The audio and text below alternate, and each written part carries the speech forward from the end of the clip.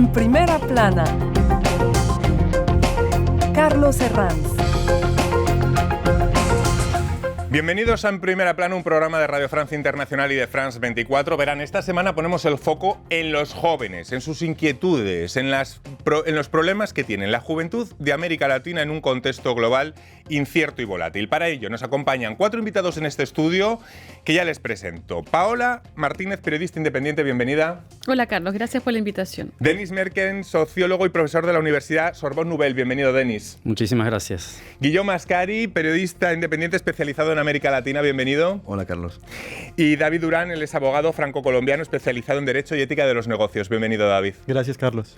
Radiografía de la juventud de América Latina, hoy nuestro asunto en Primera Plana. Comenzamos. El futuro de la juventud latinoamericana está en juego en los próximos años y con ello los niveles de pobreza, desigualdad e incluso estabilidad social, según llevan tiempo diciendo varios organismos. Uno de ellos, el informe realizado por la ONG Ayuda en Acción y la Comisión Económica para América Latina y el Caribe, la CEPAL. Para 2030, más del 70% de la juventud de la región trabajará en el sector servicios, pero en un escenario de más trabajos precarios y al margen del control tributario del Estado. Los actuales recortes de cooperación, especialmente de Estados Unidos con la administración Trump, agravan esta situación y debilitan aún más las posibilidades de un desarrollo inclusivo con la juventud de esta región.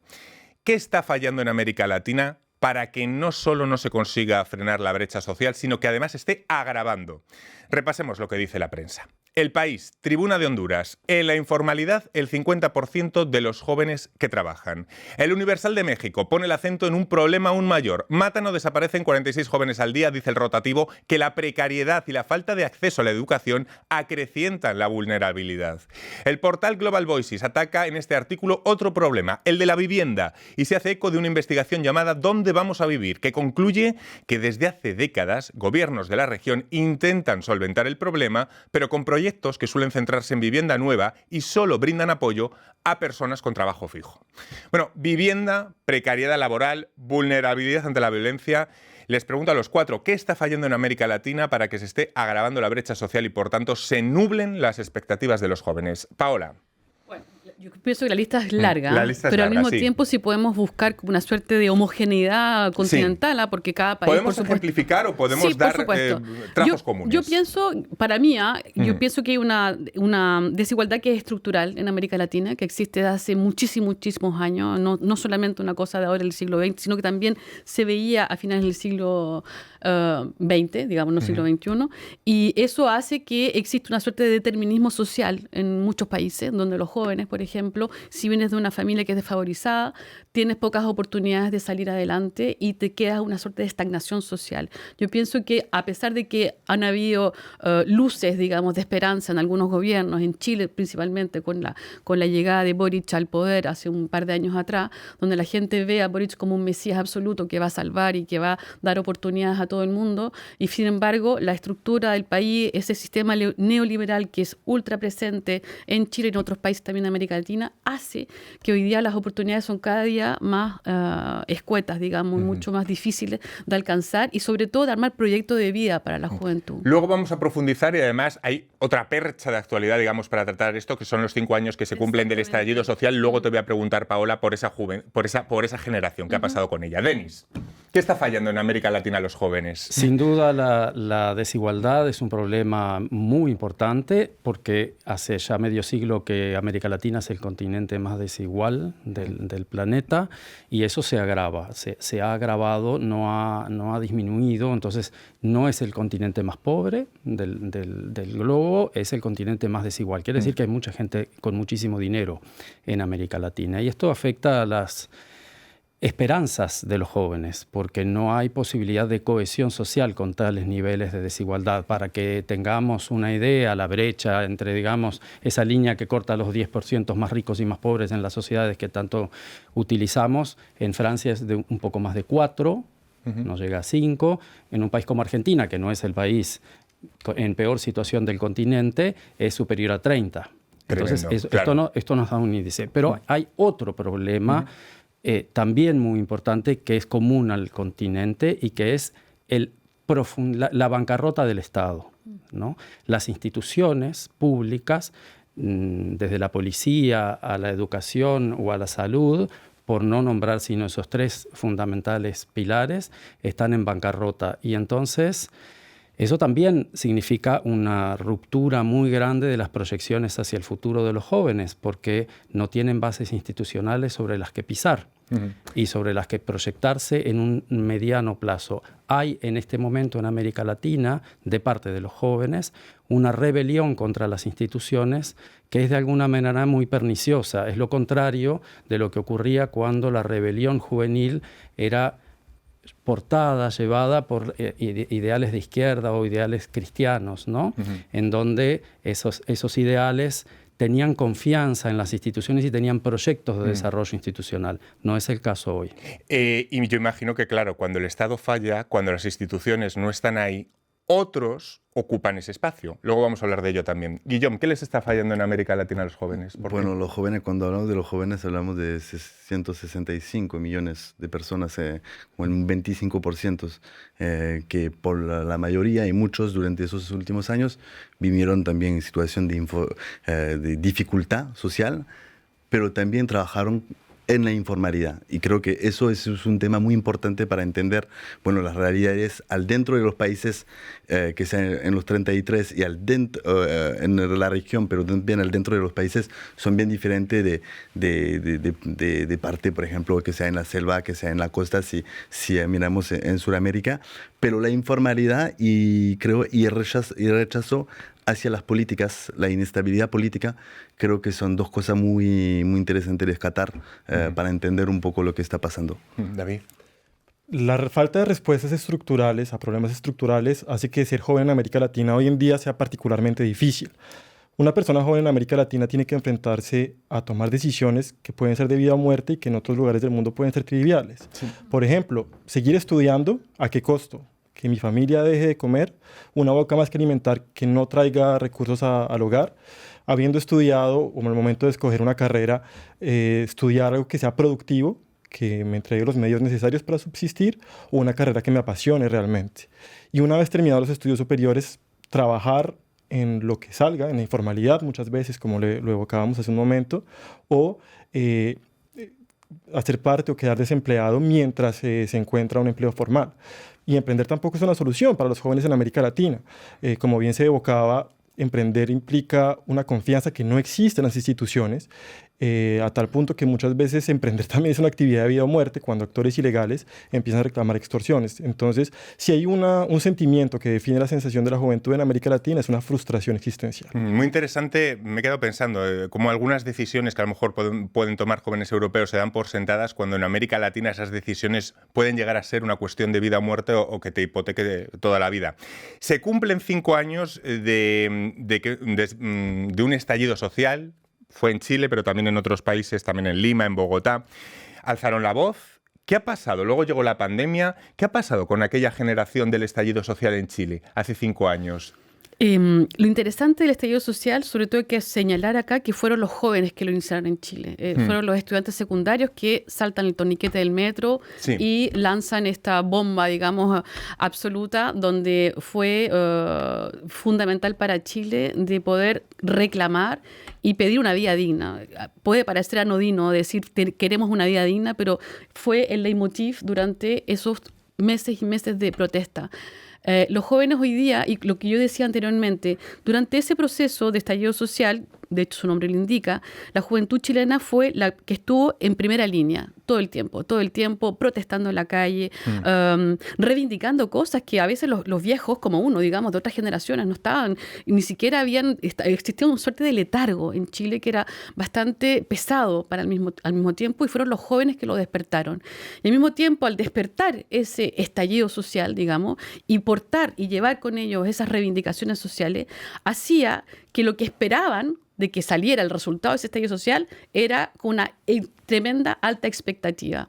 Cuando Gabriel Boric asume el poder, no hay que olvidar que también hubo toda una idea, la idea fundamental aquí era cambiar la Constitución, que era, digamos, el núcleo central de todas las desigualdades que fue acusado, la Constitución que fue creada durante la dictadura, ya hay una contradicción absoluta. Sin embargo, esta Constitución era la idea central, había que sacarla del país para poder generar un país más igualitario, más digno, como lo pedían. Nada de eso sucedió. Todas esas cosas que sucedieron durante el estallido social fueron saludos a la bandera de reivindicaciones sociales que quedaron en nada. Tú me preguntas qué pasó hoy día con la sociedad chilena. Hay una división fundamental, hay una sociedad que es bastante, de nuevo, que volvió al letargo, digámoslo, que se concentra en las redes sociales, que sueña con el sueño americano, el American Dreams, vía TikTok, vía las redes sociales, vía Instagram, un mundo desconectado de la realidad, por una parte. Y hay otra sociedad que busca también reivindicar. No olvidemos que a fin de año hay elecciones en Chile, entonces no hay una apatía política porque todavía siguen esperando que las cosas puedan cambiar, pero sí, lo que tú decías anteriormente, hay mucha decepción y la decepción es enorme. Cuando estás en la punta de la montaña esperando que todo va a ser resuelto en poco tiempo con una persona que se presenta como una suerte de mesía, sin embargo hubo cambios, ha habido cambios sociales en Chile, pero insisto, es tan alta, fue tan alta la expectativa que se generó que las soluciones no estaban a la altura de esas expectativas y hoy día existe mucha desilusión. Denis, desde la sociología quizá podamos explicar cómo, claro, el futuro, el capital joven, el futuro, hay un peligro en la desconexión de los jóvenes, de las instituciones, lo que nombraba usted antes, pero también de los medios de comunicación. Es decir, hay un peligro de que no conecten el entramado institucional de un país con la juventud.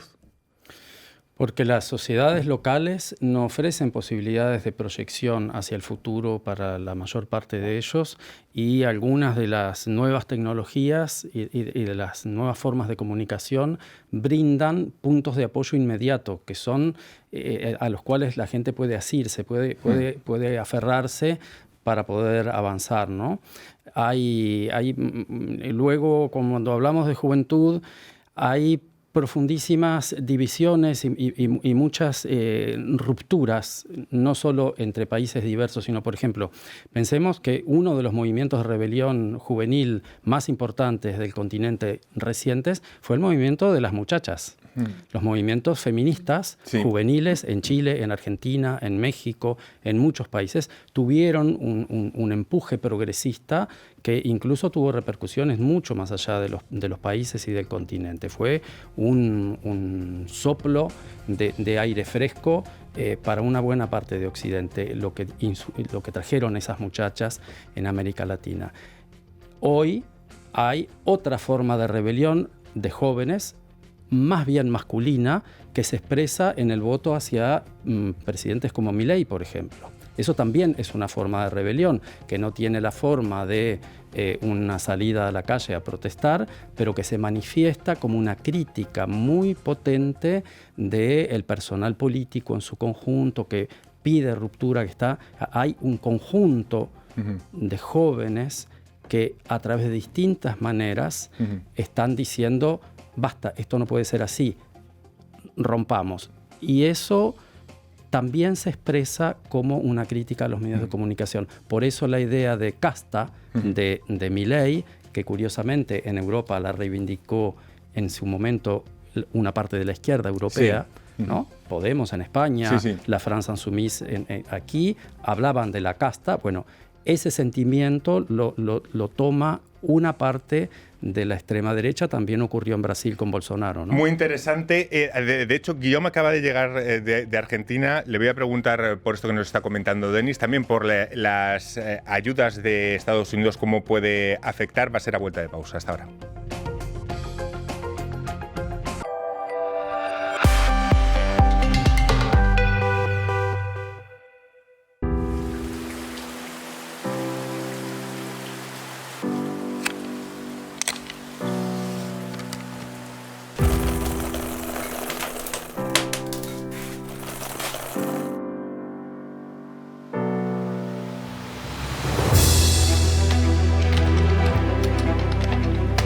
Creando una historia que salga desde el Il faut créer corazón une histoire qui sort du cœur y conectándome con la tristeza que pude et me esa connecter historia. avec la tristesse de la montagne.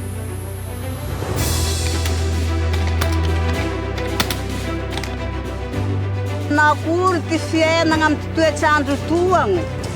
Tenga lani fangahi.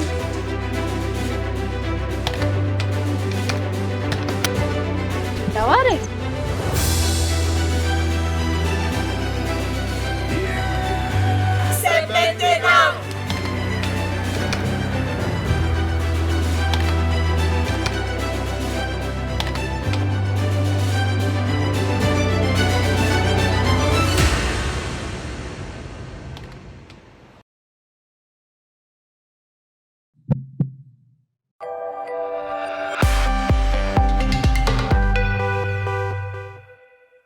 En Primera Plana estamos hablando esta semana de los problemas de la juventud en América Latina. Lo hacemos con dos periodistas, Paola Martínez y Guillaume Ascari, y con un sociólogo, Denis Merklen, y un abogado franco-colombiano, David Durán.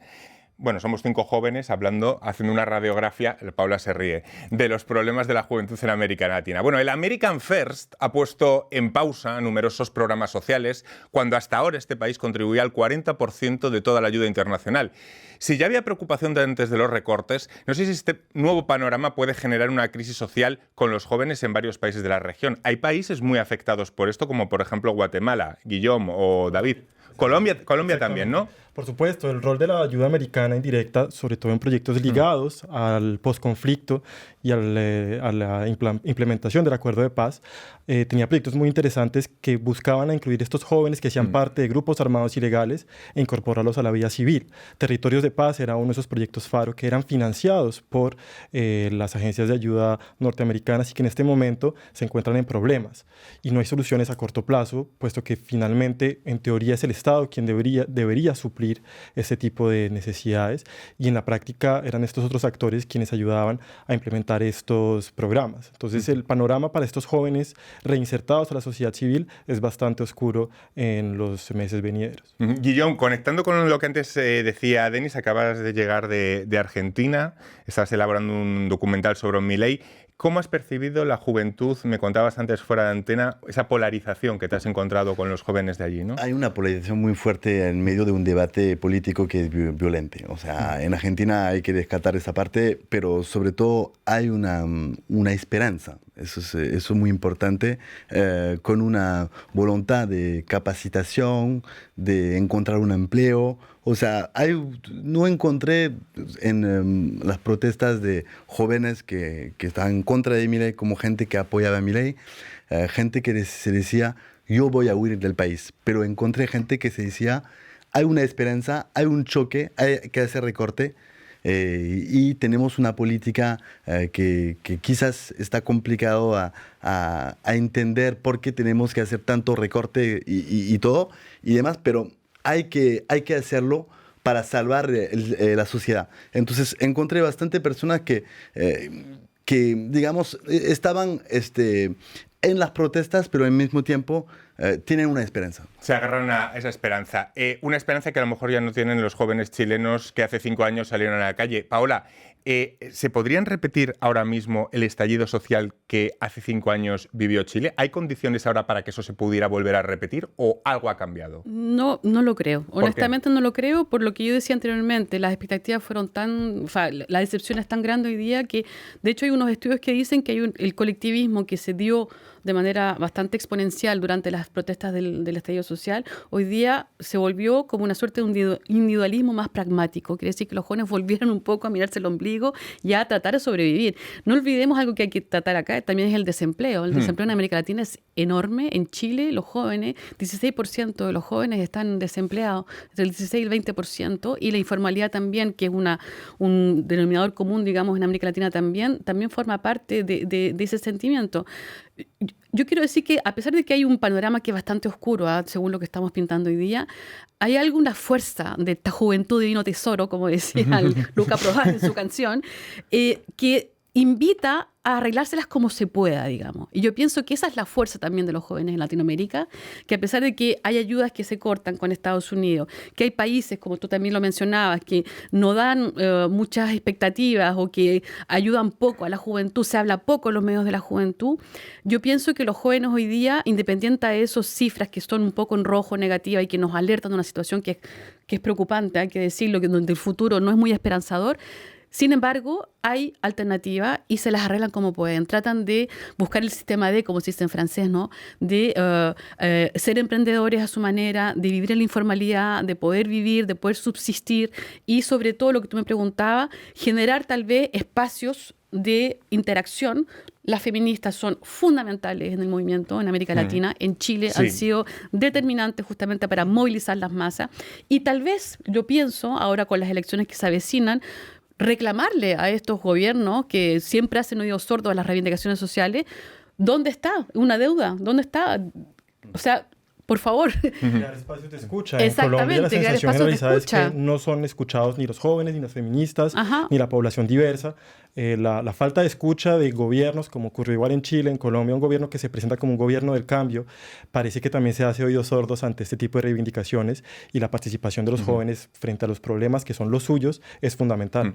Una forma de evitar que migren los jóvenes pasaría por garantizar los servicios básicos, por ejemplo, también en la ruralidad, como la salud y el transporte. Aumentando esos servicios básicos, los jóvenes, digamos, tendrían más razones para no irse. No sé, Denis, Guillaume, si los gobiernos de América Latina son conscientes de que invertir en la juventud ya no es que sea solo justo socialmente, es que además es inteligente económicamente. Sí, por supuesto. Mucho más que el problema de la ruralidad, que es un problema que tiene otros componentes. Va a ser difícil retener ligados a la tierra a los pocos jóvenes que quedan ligados a ella en América Latina, ¿no?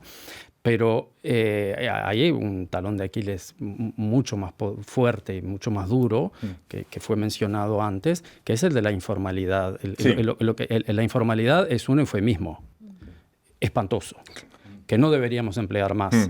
Quiere decir que hay gente que es puesta en condiciones de trabajo por fuera del derecho y de la ley. Sí. Entonces, esto corroe no solamente toda forma de proyección hacia el futuro. Tú hablabas del problema de la vivienda, cómo darle crédito a aquel que no tiene ninguna clase de estabilidad en el trabajo y que no puede ni siquiera dar pruebas del dinero que gana. Entonces, no, eso no es posible. Entonces, ese arrinconamiento de una parte muy importante, casi la mitad de la población de América Latina en la mayor parte de los países, y que incluye un porcentaje mucho más alto de jóvenes, porque en esos sectores sociales los jóvenes son más numerosos, que está por fuera del derecho. Entonces, allí hay, toda vez que el derecho no penetra la sociedad, recula la democracia, y los jóvenes están enfrentados a un déficit de democratización enorme que está escondido por el funcionamiento periódico de las elecciones y de la libertad de prensa. Como hay elecciones y libertad de prensa, pensamos que las democracias son robustas y estables. Pero esto no es así. América Latina entró ya en una situación de crisis democrática muy fuerte y los jóvenes son los primeros en sentirlo, porque no hay joven que no se proyecte hoy hacia un espacio de libertad. Es una característica de la Vamos a hablar también de esos espacios de libertad. Hagamos autocrítica. Les pregunto, sobre todo Paola y Guillón, porque son periodistas. Los medios de comunicación, miremosnos, hagamos autocrítica. ¿Estamos acompañando lo suficiente a los jóvenes de América Latina a la hora de retratar sus problemas, de hablar de sus inquietudes, o estamos también desconectados, como hablábamos antes, como otras instituciones? Yo pienso que sea en Perú, en Argentina, en Chile, en Europa, hay una desconexión total hoy día de los medios, de los canales noticieros, de los noticieros sobre cómo se habla de la juventud. ¿Y por qué? ¿Y por qué? Porque yo pienso que al final se habla de todo, de la economía, se habla de migración, que no son temas a fuerza, que son temas importantes a nivel político, pero que no lo que interesa a la juventud. Es como si cada uno, tanto la juventud que los medios, se dan la espalda. Es un poco lo que se está pasando. Entonces, no hay programas por la juventud. No hay jóvenes invitados, muy pocos en las televisiones, fuera de sindicatos, personalidades políticas. Entonces, cuando vemos, por ejemplo, el caso del reggaetón, de lo que está pasando en la cultura, hablamos de eso, pero es muy corto. Y nos cuesta incluso utilizar su lenguaje a veces. Hay una cuestión también de formato en cuanto a los temas que se abordan, los temas que se tratan, la afirmación es completamente exacta, pero también la adaptación de los medios de comunicación a los nuevos formatos. Esto ya se ha dicho muchas veces, pero los jóvenes comunicamos a través de Instagram, TikTok. Bueno, Instagram, yo soy millennial, lo sentimos por TikTok. Y creo que es necesario que los medios de comunicación que quieren encontrar una forma de conexión con los jóvenes, tienen que también adaptarse a estos métodos y utilizar las redes sociales para comunicarse mejor. Y sin embargo, ha habido proyectos de juveniles llevados adelante por jóvenes de grandes empresas mediáticas que han sido muy exitosos y que han tenido un impacto cultural y político muy grande. Pienso en Página 12 en Argentina, por ejemplo, que fue un periódico creado por una camada de periodistas jóvenes muy importante, ellos ya no lo son hoy, pero que tuvo un gran impacto. En Uruguay, el periódico La Diaria, por ejemplo, es un periódico modernísimo, pujante, y sus periodistas ninguno supera los 30 años y hace 10 años cuando comenzaron tenían 20 y fueron exitosos empresarialmente, innovaron en el medio y lograron que un medio de prensa tradicional, un periódico con ahora una parte en línea evidentemente, se renovara, se rejuveneciera y desempolvara completamente el espacio público de la sociedad uruguaya, ¿no? En una sociedad muy envejecida, como es la de Uruguay, los jóvenes tomaron el toro por las astas y dijeron, vamos a hacer un proyecto. Y aquí también me gusta un poquito rescatar las palabras de un viejo muy viejo, que todos extrañamos ya un poquito, ¿no? El famoso Pepe Mujica. No me toca a mí hacer los medios de prensa de los jóvenes, tienen que hacerlo ellos mismos. Pero lo hacen, ¿no? Agarren el mundo, péguenle una patada y llévenselo por delante. No esperen que los viejos les abran lugar. Empujen, pateen y rompan. Muy interesante, Paola. Totalmente de acuerdo, y al mismo tiempo yo pienso que los medios tradicionales que nosotros conocimos, los jóvenes no se sienten en lo absoluto identificados con eso porque no tienen lugar. Cuando tú ves la prensa chilena, la prensa en cualquier parte, cuando se habla de los jóvenes, cuando hay estudios, cuando hay encuestas, los jóvenes no sé qué, y forman parte de un grupo etario que hay que estudiar, que hay que analizar del exterior. Sin embargo, como lo bien decías tú, en Chile, y yo creo que en todos lados de América Latina, los jóvenes han tomado justamente y hacen medios alternativos a través de Instagram, a través de las nuevas Squarespace, no sé qué, no hago publicidad, pero diferentes plataformas que les permiten justamente expresarse sin tener esa matrix, digamos, de los medios tradicionales. Llegamos al final. Muchísimas gracias a los cuatro. Ya ven, 5 chavalines hemos estado analizando los problemas de los jóvenes en América Latina. Les esperamos aquí en Primera Plana la próxima semana. Muchas gracias.